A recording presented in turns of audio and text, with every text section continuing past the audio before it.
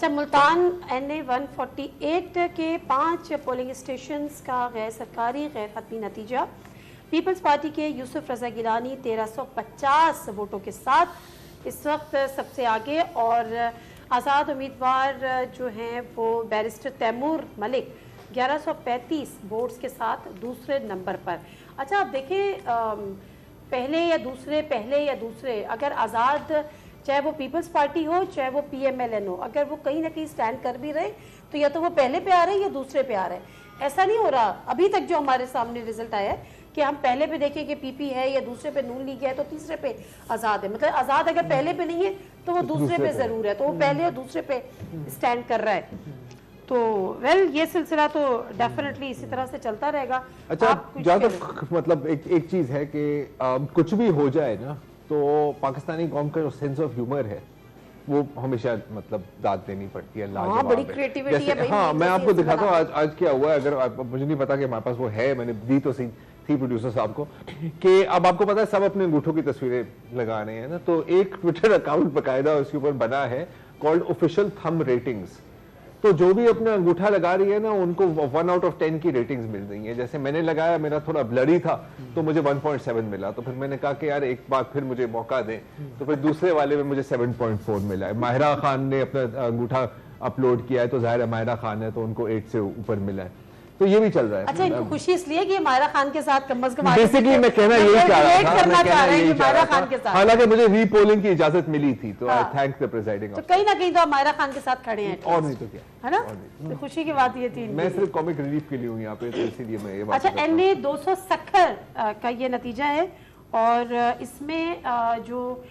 نعمان اسلام شیخ ہیں وہ Peoples party کے 1629، اور تیمور ملک جو ہیں وہ 302 ووٹ لے کر دوسرے نمبر پر ہیں۔ اب یہ تیمور ملک جو ہے یہ آزاد امیدوار ہیں، جی بالکل یہ آزاد امیدوار ہیں، اور یہ میرے خیال اسلام شیخ کے بیٹے ہیں، نعمان اسلام جو وہ اسلام الدین شیخ کے بیٹے ہیں، اور ادھر سے ہے گرینڈ ڈیموکریٹک الائنس، تو وہ انڈیپینڈنٹ نہیں ہے۔ اچھا GDA، ہاں GDA ہے، GDA کے 300 ان کے تیمور ملک کے 302 ووٹ، اور نعمان اسلام شیخ کے 1629۔ اچھا خاصا مارجن ہے، آلدو کہ ابھی 7 پولنگ اسٹیشنز کا یہ رزلٹ ہے آؤٹ آف 200۔ تو اسلام الدین شیخ کے بارے میں آپ جانتی ہیں نا تھوڑا بہت؟ ہم نے جب 2013 کے الیکشن میں جب ہم نے وزٹ کیا تو وہ یہ خوشی شاہ اور یہ لوگ سیم ہی اس کے ہیں نا، جنرل ضیاء کے ساتھ ہوتے تھے 80s میں۔ اور سکھر کی اگر آپ پالیٹکس کی بات کریں تو وہاں پہ یہ اربن ایریا ہے، وہاں پہ اردو سپیکنگ آبادی ہے، کسی زمانے میں سکھر اور پرانا سکھر، اور MKM وہاں سے جیتتی رہی ہے، سیٹس جیتتی رہی ہے 88 میں بھی، اس کے بعد بھی۔ لیکن جب زرداری صاحب ان کو لے کر آ گئے پارٹی میں تو پھر شہر میں جو پیپلز پارٹی کی جو گروپنگ ہے اس میں ایک طرف خورشید شاہ ہیں، دوسری طرف یہ اسلام الدین شیخ ہیں۔